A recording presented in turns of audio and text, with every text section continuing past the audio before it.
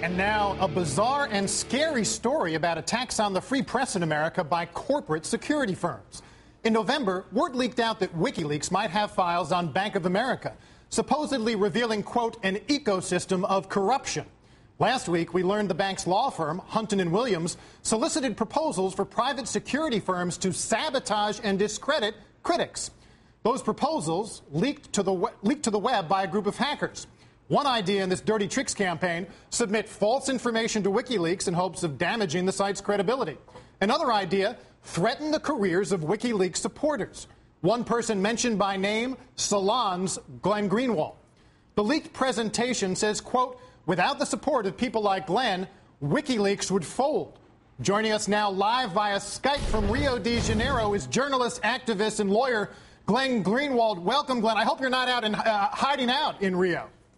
No, I'm not. It's not a good place to hide. Well, tell us, people need to understand this. What is going on? The idea that you've been targeted by what looks like a private security firm acting potentially on behalf of one of the biggest banks in the country. Tell us the story.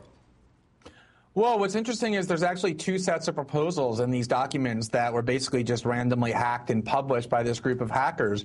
One is prepared for the Bank of America and is designed to target, as you indicated, supporters of WikiLeaks in journalism and in other forms of activism, to threaten their careers, to force them to stop advocating on behalf of WikiLeaks through things like extortion and forged documents and the like.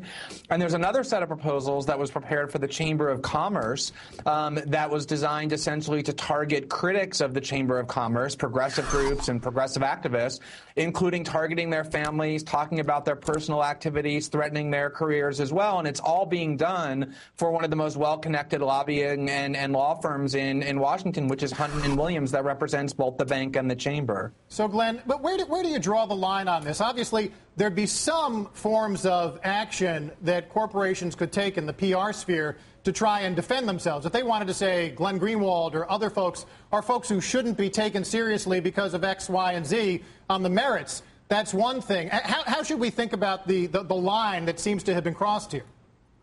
Well, you're absolutely right. I mean, there's room for legitimate debate on the part of everybody. And if the Bank of America wants to criticize what WikiLeaks is doing or what its supporters are doing, or if the chamber wants to attack its critics using arguments and reasoning, they're certainly as permitted as anyone else to do so. But what these proposals do is much further than that, and they really seem to cross certainly an ethical and probably even a legal line.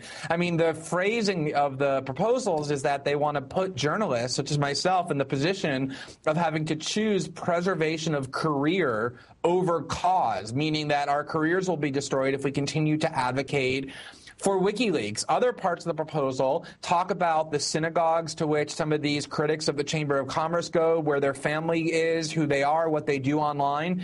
It's really pernicious, talking about things like breaking into WikiLeaks' cybersecurity to learn the identity of their sources is certainly a felony in violation of cyber laws, as is submitting forged documents with the intent that they be disseminated to the public. And what's interesting is that my first reaction was somewhat dismissive, but then I realized after further investigation that these are very legitimate, large, and serious internet firms that do a lot of work for the federal government and for large corporations.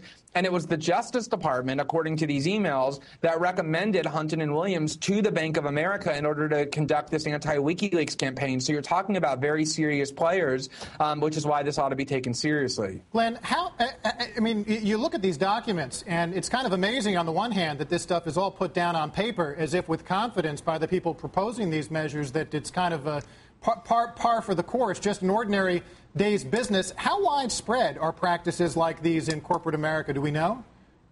Well, I think that's really the issue. I mean, what's so striking to me is that it's not like there was some whistleblower inside one of these organizations who decided that this was something horrible and had gone too far and needed to be exposed. This was something that all of the people in these organizations were privy to, and yet nobody objected, nobody went public with it, nobody even raised a concern about whether or not there was anything wrong. And as you say, there was no compunction, not just about proposing it, but putting it down on paper. And these are highly experienced internet security firms that do work work for a lot of real big players.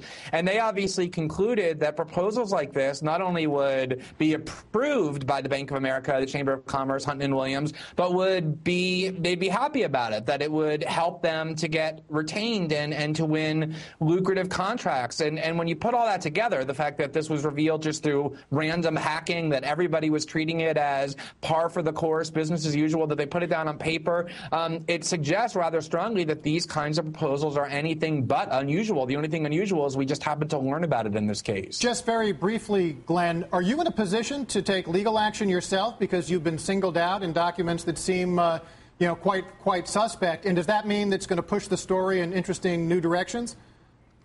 Well, I was a lawyer for 10 years, so certainly when you're targeted with this kind of a thing, that's one of the things you start looking at. And I know other people who were targeted are looking at as well as filing grievance and ethical complaints against the lawyers involved. What that would really do, the big advantage is it would enable discovery, putting people under subpoena and deposition and finding out what really happened here and who's responsible. Very interesting, Glenn Greenwald. We appreciate your reporting on this and your courage in the face of what looks like some pretty heavy-handed tactics, if not dirty tricks, that really cross the line. Thanks again for joining us today.